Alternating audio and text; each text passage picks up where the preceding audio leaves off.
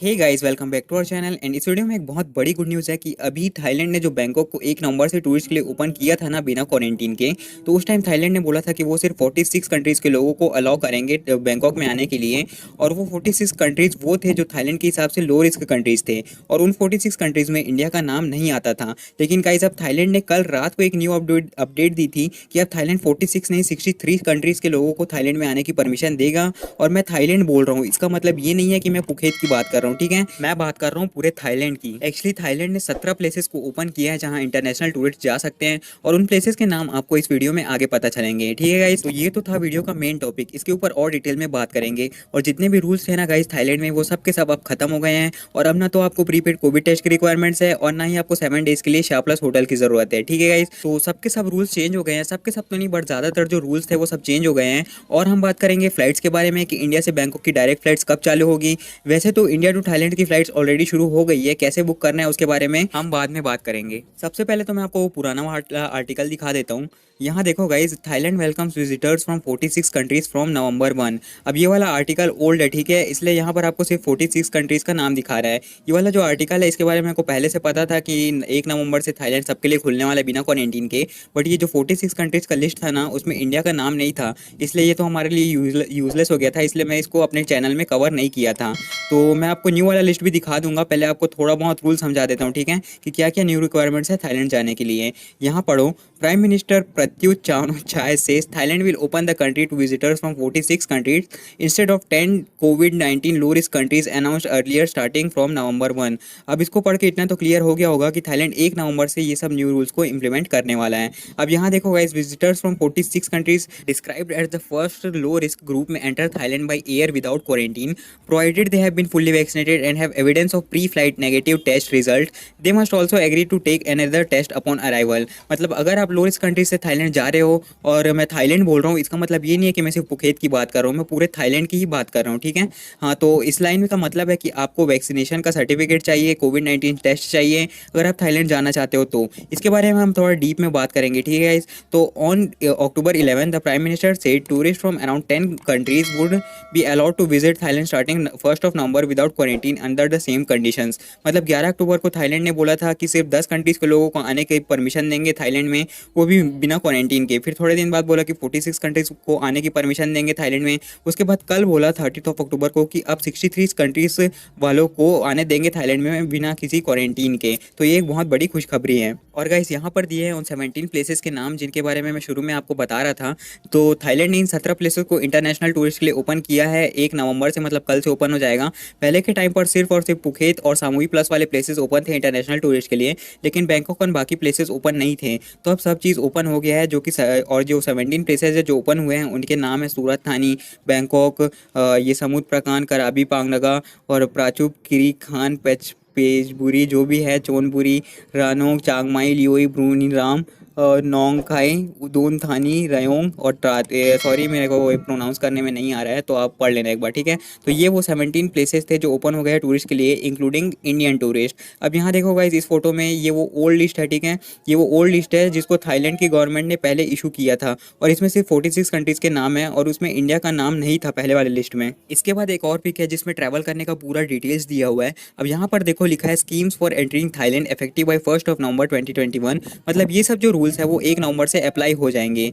अब ये जो ग्रीन लिस्ट है ना गाइस, जिसमें लिखा है एक्सेप्टेड फ्रॉम क्वारंटीन, ये हमारे लिए है, क्योंकि हम इस वाले स्कीम के अंदर थाईलैंड जाएंगे। और उन 63 न्यू कंट्रीज में इंडिया का भी नाम है, मतलब हम भी एलिजिबल कंट्रीज में आते हैं जिनको क्वारंटीन नहीं करना पड़ेगा। ये जो ग्रीन वाला कॉलम है वो हमारे लिए है। वैसे ही जो लोग पुखे सैंडबॉक्स के थ्रू एंटर करना चाहते हैं उनका रूल्स अलग है। ये जो मिडिल वाला रो है ना, ये पुखे सैंडबॉक्स वाले लोगों के लिए है, और जो क्वारंटीन करके आना चाहते हैं उनके लिए ये रेड वाला रो है, ठीक है, उसके लिए अलग रूल्स है। अब आप लोग बोलेंगे कि जब थाईलैंड बिना क्वारंटीन के आने दे रहा है तो लास्ट में रेड वाला स्कीम देने का क्या मतलब बनता है। तो गाइस, आप तो वैक्सीनेटेड हो तो आपको तो क्वारंटीन नहीं करना पड़ेगा, लेकिन उन लोगों का क्या, जो लोग वैक्सीनेटेड नहीं हैं उसको तो 10 दिन का क्वारंटीन करना पड़ेगा ना। तो जो लास्ट वाला कॉलम है रेड वाला, तो वो अनवैक्सीनेटेड लोगों के लिए है, ठीक है। फिलहाल हम हमारे ग्रीन लिस्ट वाले में फोकस करते हैं। तो गाइस, फर्स्ट पॉइंट है एलिजिबल कंट्रीज। तो हाँ, हम एलिजिबल कंट्रीज में आते हैं। इंडिया का भी नाम आ गया है 63 कंट्रीज में। मैं न्यू वाला लिस्ट आपको बाद में दिखाता हूँ। उसके बाद है क्वारंटीन। तो हम तो एलिजिबल कंट्रीज वाले हैं, तो हमको तो थाईलैंड जाने के बाद कोई क्वारंटीन नहीं होगा, लेकिन आपका ऑन अराइवल में एक कोविड टेस्ट होगा जिसको आने में जनरली एक दिन लग जाता है।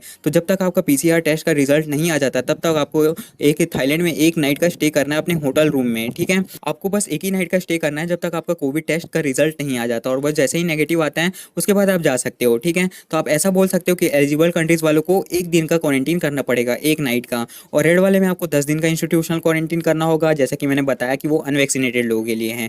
अब जो नेक्स्ट पॉइंट है गाइस वैक्सीनेशन का, तो लिखा है fully vaccinated at least 14 days prior to travelling. मतलब बिना क्वारंटीन के जाने के लिए, सैंडबॉक्स में जाने के लिए और नॉर्मल भी बिना क्वारंटीन में जाने के लिए आपको फुली वैक्सीनेटेड होना ज़रूरी है। और एक बात और है कि आप थाईलैंड तभी जा सकते हो अगर आपने WHO अप्रूव्ड वैक्सीन ली हुई है। मतलब इंडिया से कोविशील्ड वाले जा सकते हैं लेकिन कोवैक्सीन वाले नहीं जा सकते।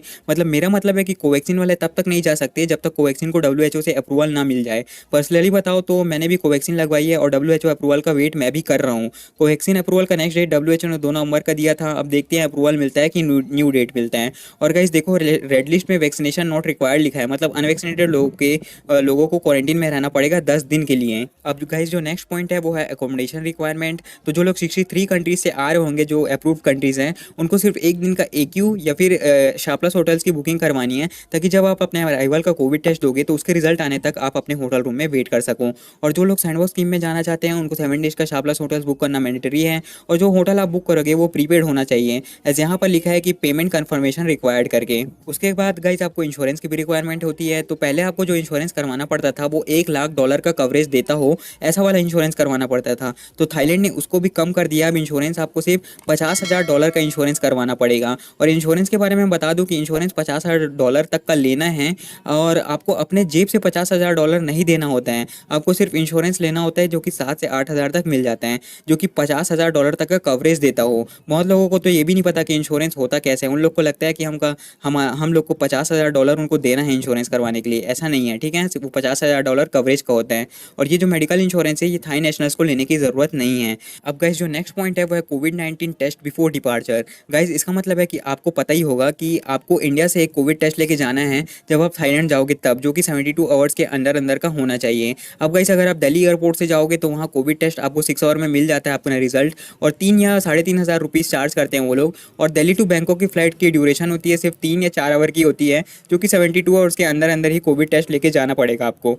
तो जिस दिन आपका दिल्ली से या फिर किसी भी एयरपोर्ट से थाईलैंड जाने का डिपार्चर होगा उससे एक दिन पहले या फिर उसी दिन आपका कोविड टेस्ट करवा लेना। 6-7 घंटे में मिल जाता है आपको अपना कोविड टेस्ट का रिजल्ट। अब यहाँ पर देखो कोविड-19 टेस्ट अपॉन अराइवल, मतलब अगर आप एलिजिबल कंट्री से बिना क्वारंटीन वाले स्कीम में जाते हो तो आपका एक ऑन अराइवल में कोविड टेस्ट होगा जिसका वेट आपको करना है अपने होटल के रूम में। उसके बाद आप बाहर आ सकते हो। जैसे ही आपका कोविड-19 का टेस्ट आ जाएगा ना रिजल्ट, आपको एक नाइट वेट करने की भी ज़रूरत नहीं है। जितना जल्दी आपका कोविड-19 का रिजल्ट आ जाएगा उतने जल्दी आप अपने जो होटल रूम है एक दिन वाला उसको छोड़ सकते हो, और दोबारा आपका कोविड टेस्ट नहीं होगा, ठीक है। और सैंडबॉक्स में जाना है तो आपको एक ऑन अराइवल कोविड टेस्ट भी देना होगा, और 6 से 7 डे में आपका एक और कोविड टेस्ट होगा। मतलब टोटल 2 कोविड टेस्ट हो जाएंगे आपके अगर आप सैंडबॉक्स में जाते हो तो गाइस ये सारे न्यू रूल्स थे सिर्फ उन 63 कंट्रीज़ के लिए, ठीक है।